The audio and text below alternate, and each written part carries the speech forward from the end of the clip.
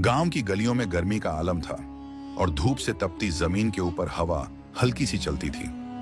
हरे भरे खेत और दूर दूर तक फैली नदियां इस छोटे से गांव की पहचान थी।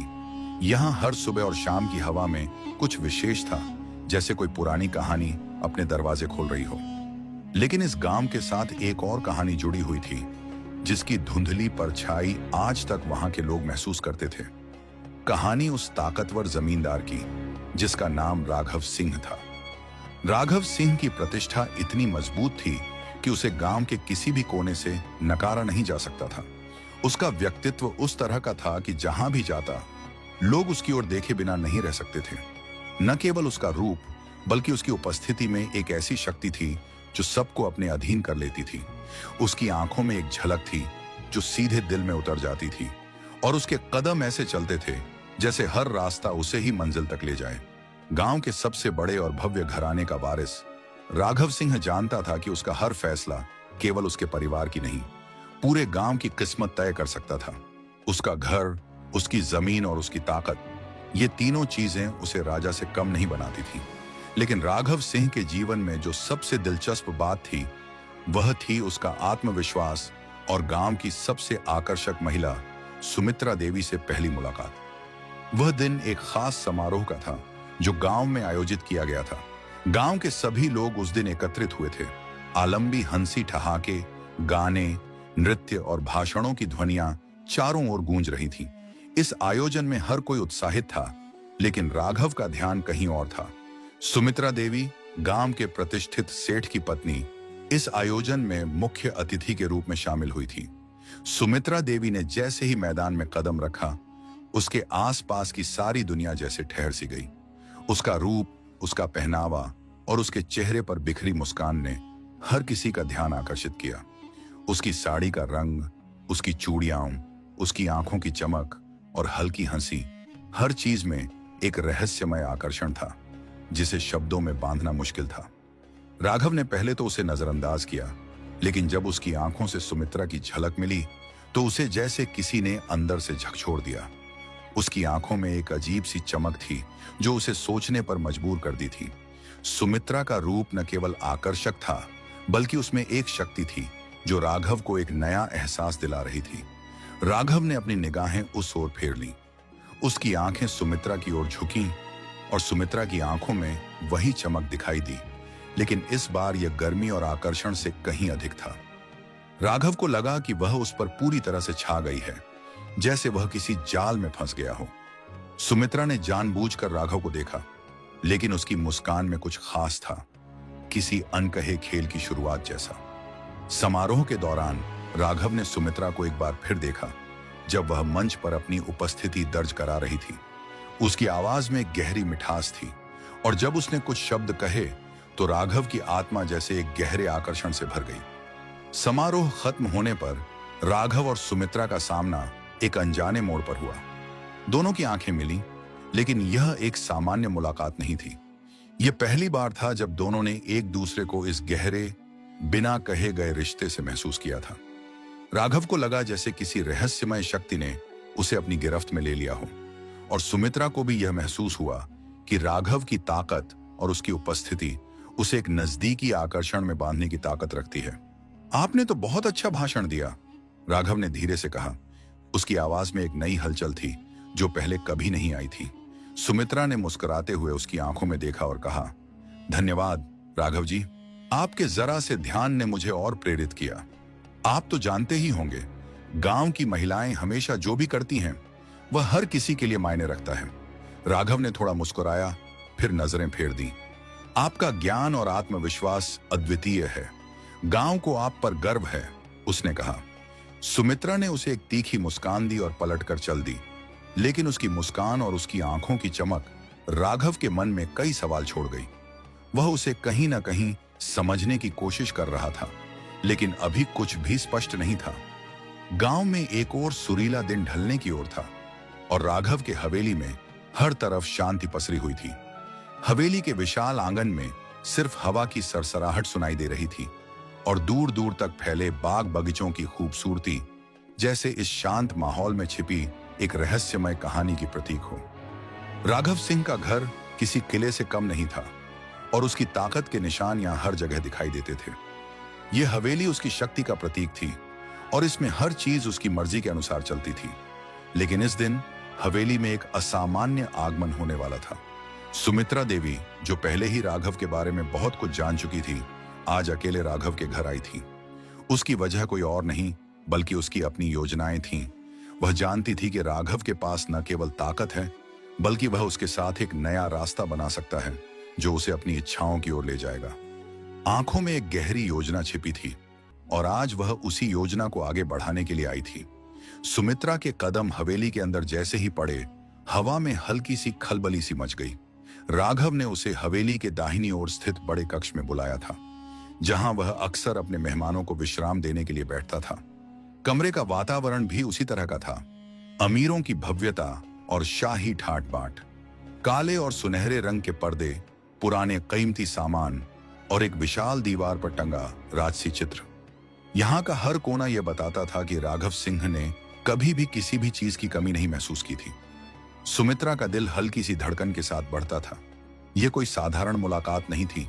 वह जानती थी कि राघव के साथ किसी भी तरह की बातचीत में सिर्फ शब्दों का ही महत्व नहीं था, बल्कि उनकी आंखों, उनकी मुस्कान और उनके इशारों का भी मायने था। उसने अपनी साड़ी को ठीक किया और धीरे धीरे उस भव्य कमरे में दाखिल हो गई। राघव उसे देखकर उठा और मुस्कुराया। सुमित्रा देवी, आप तो हमसे मिलने आए हो, ये सुनकर अच्छा लगा। बैठिए, क्या लेंगे? राघव ने अपनी कुर्सी की ओर इशारा करते हुए कहा। सुमित्रा ने उसकी आंखों में एक हल्की चमक के साथ जवाब दिया, मुझे तो बस आपकी संगत की जरूरत है राघव जी।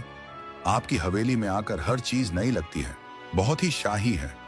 वह धीरे धीरे उसकी ओर बढ़ी और कुर्सी पर बैठ गई। राघव ने अपनी चाय की ट्रे को उसके पास रखा और फिर खुद भी बैठ गया। दोनों के बीच अब एक खामोशी थी, लेकिन यह खामोशी बहुत कुछ कह रही थी। जैसे दोनों एक दूसरे के भीतर छुपी हुई इच्छाओं को महसूस कर रहे थे, लेकिन कोई भी उसे व्यक्त नहीं करना चाहता था। आप यहां अकेले क्या कर रहे थे? सुमित्रा ने धीरे से पूछा, जबकि वह राघव की ओर आंखों से इशारा कर रही थी। उसकी आवाज में एक सधी हुई ललक थी जो राघव को भीतर तक महसूस हो रही थी। राघव ने हल्के से मुस्कुराते हुए कहा, कभी कभी अकेले रहकर ही कुछ बड़ा सोचा जा सकता है। मैं जानता हूं कि मेरी जिंदगी का अगला कदम क्या होगा। अब बस उस रास्ते पर चलने की देर है। सुमित्रा ने उसकी ओर देखा और अपनी आंखों में एक चतुराई की चमक दिखाई दी। वह जानती थी कि राघव ने क्या कहा था, लेकिन यह सिर्फ शब्द थे। असली इरादा कुछ और था।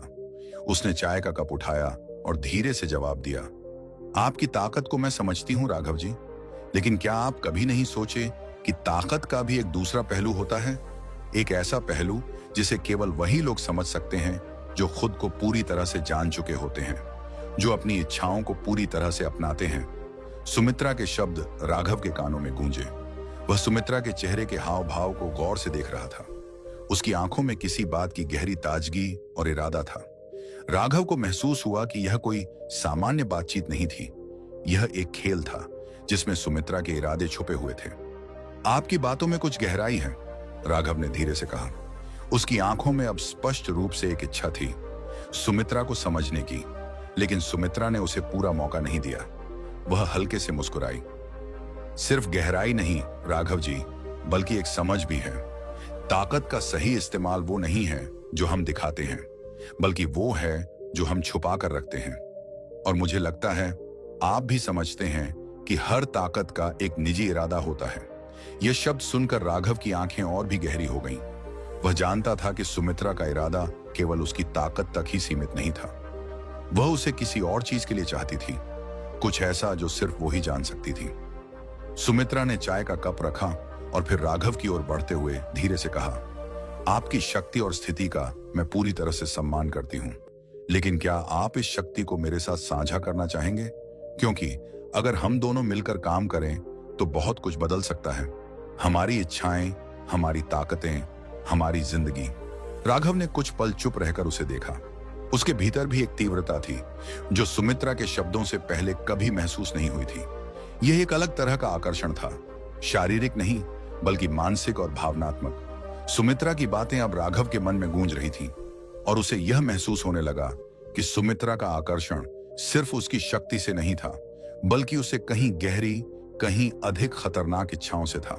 गांव में एक और हलचल का दौर था, लेकिन इस बार मामला अलग था। गांव के हर व्यक्ति को इस खास आयोजन के बारे में पता था, लेकिन राघव और सुमित्रा के लिए यह आयोजन कुछ और ही था। यह किसी सामान्य गांव का उत्सव नहीं था। यह एक ऐसा अवसर था जहां दोनों के बीच का छुपा हुआ आकर्षण और गहरे रिश्ते का अगला कदम तय होना था। सुमित्रा ने राघव को इस आयोजन के लिए विशेष रूप से निमंत्रण भेजा था। आयोजन सुमित्रा के परिवार के प्राचीन हवेली में था, जो गांव के बीचों बीच स्थित था। सुमित्रा ने बड़ी योजनाओं के तहत इसे आयोजित किया था और उसे यह भी पता था कि इस आयोजन के माध्यम से वह राघव के साथ अपनी योजना को और गहरा कर सकती है। राघव ने सुमित्रा का निमंत्रण स्वीकार कर लिया था, लेकिन वह अंदर ही अंदर सोच रहा था कि आज यह मुलाकात सामान्य नहीं होगी। सुमित्रा के साथ पिछली मुलाकात ने उसकी चेतना में कई सवाल छोड़े थे। सिर्फ शारीरिक आकर्षण नहीं, बल्कि मानसिक और भावनात्मक स्तर पर भी एक गहरी खिंचाव थी। वह जानता था कि यह संबंध किसी भी दिशा में जा सकता है और उसे पूरी तरह से महसूस कर रहा था कि सुमित्रा ने उसे अपने जाल में फंसा लिया था। आयोजन के दिन हवेली में रोशनी की छटा बिखरी हुई थी। संगीत और नृत्य की ध्वनियां हर कोने में गूंज रही थीं, लेकिन राघव का ध्यान कहीं और था। सुमित्रा देवी का आभा और उसकी उपस्थिति जैसे पूरे कमरे में एक विशेष आकर्षण फैलाती थी। वह अपनी बहुमूल्य साड़ी में लिपटी हुई थी। उसकी आंखों में एक नई चमक थी और उसके चेहरे पर एक ऐसी मुस्कान थी जो राघव को समझाने के लिए काफी थी कि आज कुछ खास होने वाला था। सुमित्रा ने राघव को देखा और धीरे से मुस्कुराई, जैसे वह उसे किसी गहरे रहस्य में उलझाना चाहती हो। वह राघव के पास आई और बिना कोई औपचारिकता निभाए सीधे उसके पास बैठ गई। आप आए, मुझे खुशी हुई, सुमित्रा ने धीरे से कहा, लेकिन उसकी आवाज में जो लहजा था वह सामान्य से कहीं ज्यादा था। राघव ने अपनी आंखों में उसकी ओर देखा और फिर हल्के से मुस्कुराया। आपके बुलावे से कैसे इनकार किया जा सकता है? उसकी आवाज में स्नेह था, लेकिन इस बार वह कुछ और महसूस कर रहा था, जैसे वह दोनों एक दूसरे के दिलों के गहरे स्थानों को छूने के करीब थे। सुमित्रा ने अपनी नजरें उसकी आंखों में गड़ा दी, जैसे वह जानबूझकर उसे उसके अंदर की गहरी ख्वाहिशों का एहसास कराना चाहती हो। आपकी उपस्थिति में हमेशा कुछ खास होता है राघव जी। मुझे लगता है कि हम दोनों के बीच कुछ है जिसे शब्दों में नहीं कहा जा सकता। आप भी यही महसूस करते होंगे, है ना? राघव ने उसकी बातों को एक पल के लिए अनसुना किया, फिर गहरी सांस ली और कहा, हाँ, मुझे यह महसूस हो रहा है कि हमारी मुलाकातें अब पहले जैसी नहीं हैं। कुछ अलग सा है, लेकिन मैं इसे सही तरीके से समझ नहीं पा रहा हूं। सुमित्रा ने उसकी बातों को हल्के से नजरअंदाज करते हुए कहा, समझने की कोशिश न करें राघव जी। कभी कभी चीजें बस महसूस की जाती हैं, समझी नहीं जाती। मुझे लगता है अब वक्त आ गया है जब हमें अपनी इच्छाओं और ख्वाहिशों का पीछा करना चाहिए। हम दोनों जानते हैं कि हमारी जिंदगी में एक नया मोड़ आ चुका है। क्या आप भी इस बदलाव को स्वीकार करते हैं? राघव को उसकी बातें बहुत गहरी लग रही थीं, लेकिन उसने खुद को नियंत्रित करने की कोशिश की। वह जानता था कि अगर वह अपनी भावनाओं को पूरी तरह से छोड़ देता तो वह सुमित्रा के जाल में फंस जाएगा। क्या आप कह रही हैं, सुमित्रा? उसने सवालिया अंदाज में पूछा। क्या यह बदलाव सिर्फ आप चाहती हैं या हम दोनों का भी कुछ योगदान है इसमें? सुमित्रा ने उसकी आंखों में देखे बिना कहा, यह बदलाव दोनों का होगा राघव जी। मुझे लगता है कि आप वो व्यक्ति हैं जो मुझे वो सब दिला सकते हैं जो मैं चाहती हूं। अब क्या आप मेरी इच्छाओं का हिस्सा बनना चाहेंगे? राघव ने सुमित्रा की बातों को ध्यान से सुना, लेकिन वह इस खेल को पूरी तरह से समझना चाहता था। वह जानता था कि सुमित्रा की इच्छाएं न केवल उसके लिए बल्कि उसकी ताकत के लिए भी थीं। लेकिन क्या वह इस चाहत को पूरी तरह से अपनी मंजिल बना सकता था? क्या वह अपनी इच्छा को पूरी तरह से महसूस करने के लिए सुमित्रा की तरफ बढ़े? दोनों के बीच एक खामोशी सी छाई हुई थी। यह खामोशी अब एक वासना और आकर्षण के जाल में बदल गई थी, जिसमें कोई भी बाहर नहीं निकल सकता था। हालांकि दोनों अपने अपने रास्ते पर चलने की कोशिश कर रहे थे, लेकिन हर कदम पर उनका आकर्षण और रिश्ते की गहराई और भी बढ़ती जा रही थी। हम दोनों के बीच अब एक मजबूत रिश्ता बन चुका है राघव जी, सुमित्रा ने कहा। उसकी आंखों में एक गहरी चाहत थी, लेकिन आवाज में मासूमियत थी। लेकिन यह रिश्ता तभी आगे बढ़ेगा जब हम इसे अपने तरीके से जीने का साहस दिखाएंगे। राघव ने उसकी बातों का ध्यान किया और फिर धीरे से कहा, हमेशा ऐसा नहीं होता सुमित्रा कि हमारी इच्छाएं एक साथ मिलती हैं। हमें एक दूसरे का आदर भी करना होगा, समझना होगा। सुमित्रा ने उसकी बातों पर थोड़ा मुस्कुराते हुए कहा, समझने के लिए कभी कभी हमें अपनी आंखें खोलनी पड़ती हैं राघव जी। आपसे यह उम्मीद नहीं थी कि आप इसे इस तरह देखेंगे, लेकिन फिर भी मुझे उम्मीद है कि आप समझेंगे। उसकी आंखों में एक हल्की सी चुभन थी, जैसे वह राघव को पूरी तरह से अपना बना लेना चाहती हो, लेकिन उसे यह एहसास भी था कि यह खेल कहीं अधिक जटिल हो सकता है। राघव और सुमित्रा के बीच का संबंध अब एक नए मोड़ पर पहुंच चुका था। यह अब केवल आकर्षण और वासना का खेल नहीं था, बल्कि दोनों के बीच की जटिलता और गहरी मानसिक और भावनात्मक उथल पुथल ने इसे और भी गहरा और प्रभावशाली बना दिया था। यह वह समय था जब उनका रिश्ता अब तक की सबसे गहरी हद तक पहुंचने वाला था। जैसे हर शब्द, हर नजरिया और हर इशारा अब उनके बीच की असली इच्छाओं को उद्घाटित कर रहा था। राघव और सुमित्रा की यह मुलाकात किसी योजनाबद्ध तरीके से नहीं, बल्कि पूरी तरह से आकस्मिक तरीके से हुई थी। यह कोई सभा नहीं थी, न ही कोई राजनैतिक या सामाजिक आयोजन। बस एक शांत रात थी, जब दोनों अलग अलग कारणों से एक ही स्थान पर थे। हवेली के बड़े हॉल में केवल कुछ मोमबत्तियां जल रही थीं, और दूर से आती हवा की सरसराहट उनके बीच की खामोशी को और गहरा बना रही थी। राघव और सुमित्रा पहले की तरह एक दूसरे से शारीरिक तौर पर कुछ दूरी बनाए हुए थे, लेकिन अब उनकी नजरों में जो गर्मी थी वह पहले से कहीं अधिक तीव्र थी। राघव ने अपनी कुर्सी की पीठ से सिर झुका लिया था, और सुमित्रा की आंखों में गहरी ललक थी, जो उसे बहुत कुछ कह रही थी, कभी न कहे गए शब्दों से भी अधिक। कुछ क्षणों की चुप्पी के बाद सुमित्रा ने धीरे से राघव की तरफ कदम बढ़ाए। उसकी आंखों में वही पुरानी ताकत और अब एक नई ललक भी थी। आप हमेशा कुछ छिपा लेते हो राघव जी, उसने कहा। उसकी आवाज में एक रहस्यमयी मधुरता थी। लेकिन आज मैं जानना चाहती हूं कि आप भीतर से क्या महसूस करते हो। क्या हमारी बीच जो कुछ है वह सिर्फ शक्ति का खेल है या कुछ और है?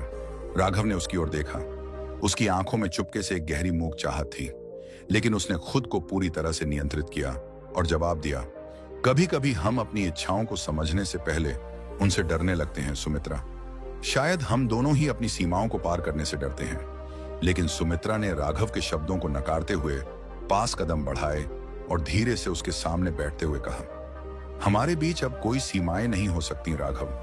क्या आप समझते हो कि मैं यहां क्यों हूं? मैं आपको शक्ति नहीं, बल्कि एक नई दिशा चाहती हूं, जहां हम अपनी इच्छाओं को साकार कर सकें, जहां हम हर नियम को तोड़ सकें। आपको लगता है कि आपको सिर्फ ताकत चाहिए, लेकिन मैं जानती हूं कि आपको मेरे जैसी शक्ति भी चाहिए। आप मुझे चाहते हैं राघव। राघव ने गहरी सांस ली और फिर उस पर नजर डाली। तुम चाहती हो कि मैं तुम्हारी इच्छाओं को पूरा करूं, लेकिन इस खेल में हम दोनों के लिए कुछ ना कुछ तो खोना पड़ेगा सुमित्रा। सुमित्रा ने उसकी बातों का कोई जवाब नहीं दिया। उसकी आंखों में सिर्फ एक जलन थी, एक आग जो बिना शब्दों के सब कुछ कह देती थी। वह धीरे से राघव की ओर बढ़ी और उसका चेहरा अब बहुत पास था। उसके होंठ अब राघव के कानों के करीब थे और उसके शब्द जैसे हवा के साथ राघव के भीतर गहरे तक समा गए थे। मैं तुम्हारे बिना नहीं रह सकती राघव। मैं हर हद तक जाऊंगी, लेकिन तुम्हारे साथ रहूंगी। तुम्हारी सत्ता और ताकत, ये वो चीज है जिसे मैं हर कीमत पर चाहती हूं, और मैं जानती हूं तुम भी मुझे उसी तरह चाहो। क्या तुम भी तैयार हो इस गहरे रिश्ते को स्वीकारने के लिए? ये शब्द जैसे राघव के भीतर कुछ गहरे तक उतर गए। उसकी नजरों में अब सुमित्रा का चेहरा धुंधला होने लगा था, लेकिन उसके भीतर एक तीव्र इच्छा थी। वह जानता था कि यह रास्ता अब कहीं ना कहीं सिर्फ एक शारीरिक संबंध से बढ़कर कुछ और बन चुका था। यह एक खेल था जिसमें शक्ति और वासना के बीच संतुलन स्थापित करना था। राघव ने धीरे से सुमित्रा को अपने पास खींचा और एक पल के लिए वह दोनों एक दूसरे के करीब थे। उनका रिश्ता अब सिर्फ शारीरिक नहीं था, यह एक गहरी मानसिक और भावनात्मक उथल पुथल में बदल चुका था। राघव ने उसकी आंखों में देखा और कहा, तुम सही कहती हो सुमित्रा, मैं भी तुमसे यही चाहता हूं। तुम्हारी शक्ति, तुम्हारा साथ, लेकिन इसे अब केवल शारीरिक नहीं, मानसिक रूप से भी समझना होगा। इस बार कोई शब्द नहीं थे, केवल उनकी आंखों में जो चाहत थी वह सब कुछ बता रही थी। सुमित्रा ने राघव की ओर झुकते हुए कहा, तो फिर हम दोनों यह स्वीकार करते हैं, कोई भी सीमा नहीं, कोई भी नियम नहीं, हम जो चाहेंगे वही होगा। यह संवाद अब एक प्रतिज्ञा बन चुका था। वे दोनों एक दूसरे के करीब आए और इस बार उनका आकर्षण सिर्फ शारीरिक नहीं बल्कि एक गहरे स्तर पर था, जहां उनकी इच्छाओं, शक्ति और वासना का खेल एक नए रूप में था। राघव और सुमित्रा के बीच जो संबंध एक गहरी इच्छाओं और वासना से शुरू हुआ था, अब वह एक ऐसे स्तर पर पहुंच चुका था जहां न केवल शारीरिक आकर्षण बल्कि मानसिक और भावनात्मक बंधन भी मजबूत हो गए थे। लेकिन हर संबंध की अपनी सीमा होती है और जैसे जैसे समय बीत रहा था, राघव को यह महसूस होने लगा कि सुमित्रा का उद्देश्य केवल उसकी शारीरिक उपस्थिति से कहीं अधिक था। पिछले कुछ हफ्तों में राघव ने सुमित्रा के साथ कई बार गहरी बातचीत की थी, जिसमें दोनों ने अपनी चाहतों, डर और भविष्य के बारे में खुलकर बात की थी। वह जानते थे कि उनका रिश्ता अब सिर्फ एक मनोरंजन नहीं था बल्कि एक मानसिक जुड़ाव बन चुका था। लेकिन राघव के मन में एक सवाल था जो धीरे धीरे उसके दिमाग में घर कर गया था। क्या सुमित्रा ने उसे सिर्फ अपनी इच्छाओं को पूरा करने का एक साधन समझा है, या वह उसकी शक्ति और जमीनों पर अपना अधिकार जमाना चाहती है? राघव के मन में यह सवाल गहरे होते जा रहे थे और वह धीरे धीरे सुमित्रा के बारे में अपनी धारणा को परखने की कोशिश कर रहा था। उसे लगता था कि सुमित्रा का असली उद्देश्य उसकी ताकत और प्रभाव था, न कि केवल शारीरिक संबंध। यह बात राघव के लिए एक बड़ी चिंता का कारण बन गई थी, क्योंकि उसकी सत्ता और जमीन उसकी जीवन का आधार थे और वह नहीं चाहता था कि कोई उस पर कब्जा कर ले, खासकर सुमित्रा जैसी चतुर महिला। एक शाम जब राघव हवेली के बगीचे में अकेला बैठा था, सुमित्रा अचानक उसकी तरफ आई। उसके चेहरे पर वही परिचित मुस्कान थी, लेकिन इस बार राघव ने उसकी आंखों में एक नई चमक देखी जो उसे पहले कभी नहीं महसूस हुई थी। यह चमक कुछ और ही थी, कुछ योजनाबद्ध, कुछ गहरी मंशा वाली। राघव, आप आजकल कुछ चिंतित लग रहे हैं, सुमित्रा ने धीरे से कहा। उसकी आवाज में अब पहले जैसी मृदुता नहीं थी। इसके बजाय उसकी आवाज में एक तरह की चुप्पी और दबाव था, जैसे वह कुछ कहना चाहती हो लेकिन शब्द उसे पकड़ रहे हों। राघव ने उसकी ओर देखा और फिर अपनी निगाहें हटा लीं। कुछ नहीं सुमित्रा, बस कई चीजों के बारे में सोच रहा था। हमारी जिंदगी बहुत जटिल हो गई है और मैं इसे समझने की कोशिश कर रहा हूं। सुमित्रा ने उसकी ओर कदम बढ़ाए और उसके पास आकर खड़ी हो गई। क्या आप मुझसे कुछ छिपा रहे हैं राघव? हम दोनों एक दूसरे के बहुत करीब हैं। अब हम दोनों के लिए कुछ भी छुपाना मुमकिन नहीं रहा। मुझे लगता है हमें अब सीधे सीधे बात करनी चाहिए। क्या आप यही महसूस नहीं करते? राघव ने उसकी बातों पर ध्यान दिया, लेकिन वह उस आंतरिक गहरे डर को महसूस कर रहा था जो अब उसे सुमित्रा के बारे में हर बात पर शंका करने को मजबूर कर रहा था। वह जानता था कि सुमित्रा के शब्दों में कोई छिपी हुई बात थी और उसने धीरे से अपनी आंखें उसकी ओर फिर से घुमाई। क्या आप मुझसे कुछ कहना चाहती हो सुमित्रा? सुमित्रा ने थोड़ी देर रुककर फिर कहा, मैं आपको एक बात बताऊं राघव, मैं सिर्फ आपकी ताकत और सत्ता के बारे में नहीं सोच रही हूं। मैं समझती हूं कि आप कितना महत्वपूर्ण हो। आप जो कुछ भी करते हो वह सब मेरे लिए मायने रखता है और मैं जानती हूं कि अगर हम दोनों साथ हैं तो हम किसी भी चीज को हड़प सकते हैं, अपनी हर चाहत पूरी कर सकते हैं। आपकी जमीनें, आपके प्रभाव, ये सिर्फ मेरे लिए नहीं, हमारे लिए हैं, हम दोनों के लिए। अब क्या आप भी यही नहीं चाहते? राघव की आंखों में एक हल्की सी शंका उभरी। उसकी नजरें कुछ देर तक सुमित्रा के चेहरे पर टिकी रहीं और फिर धीरे से वह खड़ा हो गया। उसका मन अब पूरी तरह से उलझन में था। सुमित्रा की बातें उसे न केवल आकर्षित कर रही थीं, बल्कि उसके मन में गहरी चिंता भी पैदा कर रही थी। क्या वह सचमुच सुमित्रा पर विश्वास कर सकता था? क्या वह सिर्फ उसे अपने खेल का हिस्सा बना रही थी, या उसका यह प्यार वास्तव में सच था? तुम्हें लगता है कि मैं तुम्हारी बातों को इस तरह सुन सकता हूं? राघव ने गहरी सांस ली और सुमित्रा की ओर देखा। तुम कह रही हो कि हम दोनों के पास सब कुछ होगा, लेकिन क्या तुम यह नहीं समझ रही हो कि मेरी जमीन, मेरी सत्ता, यह सब मुझे सिर्फ मेरे खून पसीने से मिला है, और तुम मुझे अपनी इच्छा के अनुसार मोड़ने की कोशिश कर रही हो? क्या तुमने यह कभी नहीं सोचा कि तुम्हारी यह योजना सिर्फ मुझे नहीं, हम दोनों को खतरे में डाल सकती है? सुमित्रा की आंखों में पहले की तरह वही जलन और चमक थी, लेकिन इस बार कुछ और था, कुछ तिक्तता और खामोशी। राघव, तुम्हारी शंका मुझे दुखी करती है, लेकिन सच तो यह है कि तुम इसे नहीं समझ पा रहे हो। अगर मैं तुम्हें सब कुछ चाहती हूं तो सिर्फ तुम्हारी शक्ति और प्रभाव के लिए नहीं, बल्कि तुम्हारी समझ के लिए भी। हम दोनों साथ आकर ही इस दुनिया को जीत सकते हैं। तुम्हारी जमीन, तुम्हारा राज्य, ये सब मेरी नहीं, हमारी संपत्ति होगी और तुम अब इस रास्ते से मुड़कर नहीं जा सकते। राघव को अब पूरी तरह से यकीन हो गया था कि सुमित्रा का असली इरादा सिर्फ उसे अपने जाल में फंसाना था, ताकि वह उसकी सत्ता और जमीनों पर अपना अधिकार जमा सके। उसका शारीरिक आकर्षण अब सिर्फ एक बहाना था और सुमित्रा की मानसिक चतुराई उसे उस राह पर ले जा रही थी जहां से वापसी अब संभव नहीं थी। हालांकि राघव के भीतर यह डर और संकोच था, वह सुमित्रा को पूरी तरह नकार भी नहीं सकता था।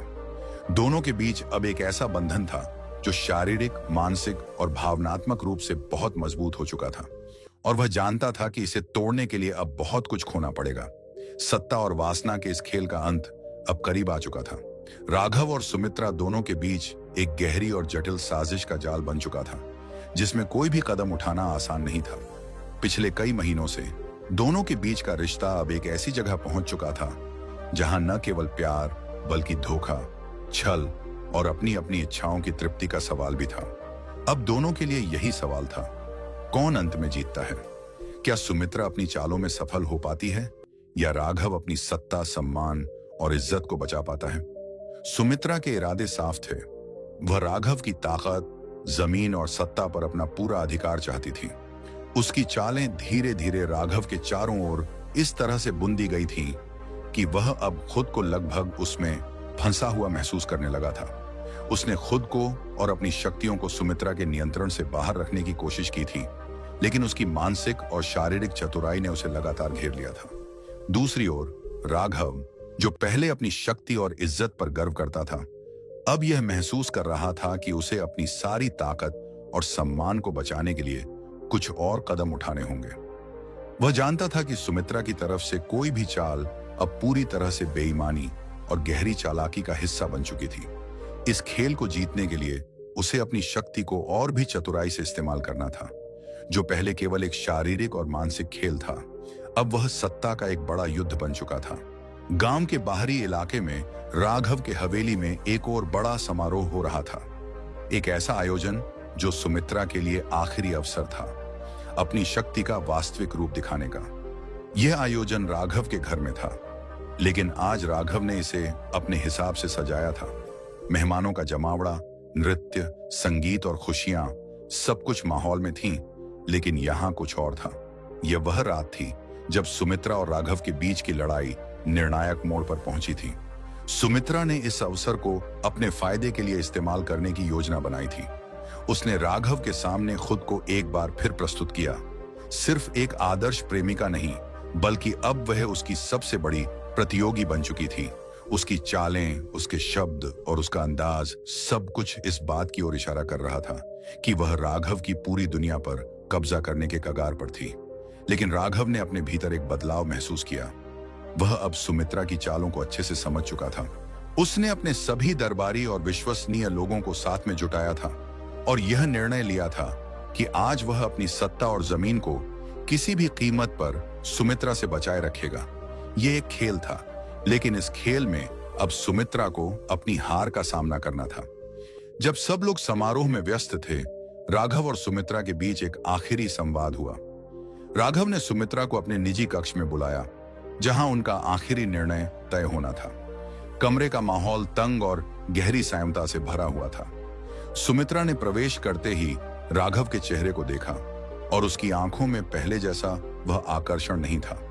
आज वह पूरी तरह से सख्त और सजग थी। तुमने जो किया वह सब कुछ मैंने समझ लिया है सुमित्रा, राघव ने कहा। उसकी आवाज में अब किसी भी भ्रम या संकोच की जगह नहीं थी। तुमने अपनी चालें चली, लेकिन अब यह खेल खत्म हो चुका है। तुम मेरी ताकत और सत्ता को छीनने के बजाय अब खुद को मेरे पास रख पाओगी। सुमित्रा ने उसे गहरी नजरों से देखा और फिर हल्के से मुस्कुराई। तुम मुझे समझ नहीं पा रहे हो राघव। तुम्हारी ताकत मेरे पास आकर भी किसी काम की नहीं। मैं तुम्हें सिर्फ अपनी शक्ति और अपनी सोच से नहीं चाहती थी। मैंने तुम्हारे साथ अपने कदम बढ़ाए थे ताकि हम दोनों सब कुछ हासिल कर सकें, लेकिन अब यह साबित हुआ कि तुम सिर्फ अपने बारे में सोचते हो। राघव ने उसकी बातों को सुना, लेकिन वह अब पूरी तरह से सजग और सतर्क था। तुमने मुझे भ्रमित किया सुमित्रा। तुमने मुझे अपनी इच्छाओं का साथी बनने की कोशिश की, लेकिन अब मैं समझ चुका हूं कि तुम्हारा असली इरादा सिर्फ मेरे संसाधनों पर कब्जा करना था। तुम अब भी चाहती हो कि मैं तुम्हारे खेल का हिस्सा बनूं, लेकिन यह अब तुम्हारे बस का नहीं है। राघव ने कमरे के दरवाजे को खोला और अपनी ताकत के साथ बाहर कदम रखा। वहीं सुमित्रा खड़ी रह गई। उसकी आंखों में एक अनकहा गुस्सा और निराशा थी। उसने महसूस किया कि उसकी चालें अब उलटी पड़ चुकी थीं। उसने राघव को पूरी तरह से अपने जाल में फंसा लिया था, लेकिन उसकी योजनाओं का खुद पर ही भारी असर पड़ा। कहानी का अंत अप्रत्याशित था।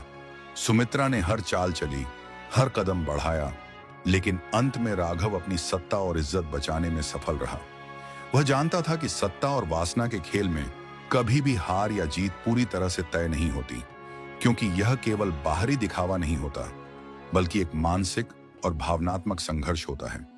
सुमित्रा की योजना आखिरकार विफल हो गई, क्योंकि उसने अपने रास्ते में राघव की ताकत को नकारा, जबकि वह उसकी असल शक्ति को कभी पूरी तरह से समझ नहीं पाई। राघव ने यह साबित कर दिया कि उसका रास्ता सिर्फ बाहरी बल और सत्ता से नहीं, बल्कि अपनी मानसिक सजगता और आत्मविश्वास से था।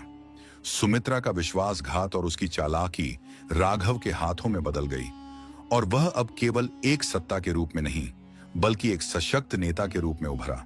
अंत में यह कहानी यही बताती है कि वासना और सत्ता के खेल में कोई भी परिणाम स्थिर नहीं होता। कभी भी किसी भी स्थिति का अंत स्पष्ट नहीं होता। जब तक एक खिलाड़ी पूरी तरह से अपने इरादों और क्षमताओं को पहचान कर खेल नहीं खेलता, तब तक सफलता और असफलता का कोई ठोस रूप नहीं हो सकता।